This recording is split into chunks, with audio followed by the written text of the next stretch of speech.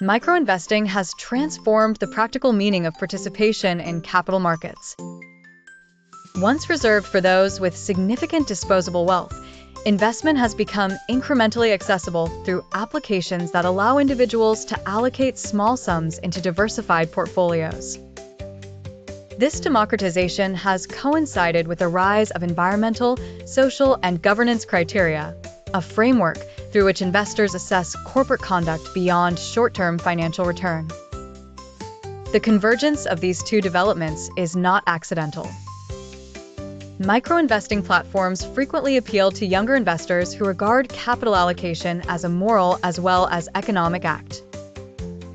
For such users, the question is not merely whether an asset may appreciate, but whether it is consistent with their understanding of ecological responsibility, fair labor practices, ethical leadership, and long-term institutional resilience. ESG criteria therefore provide a language through which small investors can translate values into portfolio selection. Yet the relationship between microinvesting and ESG is more complicated than a simple alignment of intentions. Because microinvestors often contribute limited amounts, they may assume that their individual decisions are too small to matter.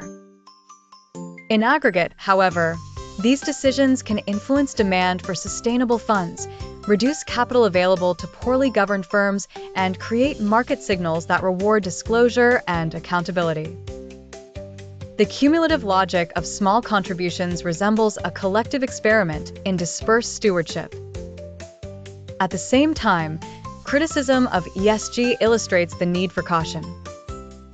Rating systems differ across providers, definitions are inconsistent, and some firms use sustainability language to improve appearances without altering underlying practices.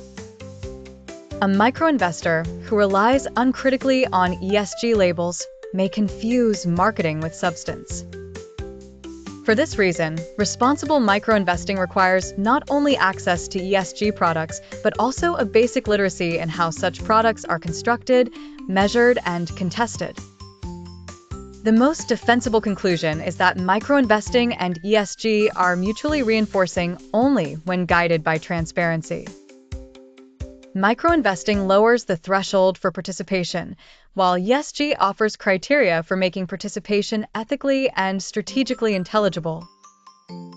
Together, they encourage a form of ownership that is modest in scale but potentially significant in consequence, reminding investors that financial systems are shaped not only by large institutions, but also by repeated decisions made in small amounts over time.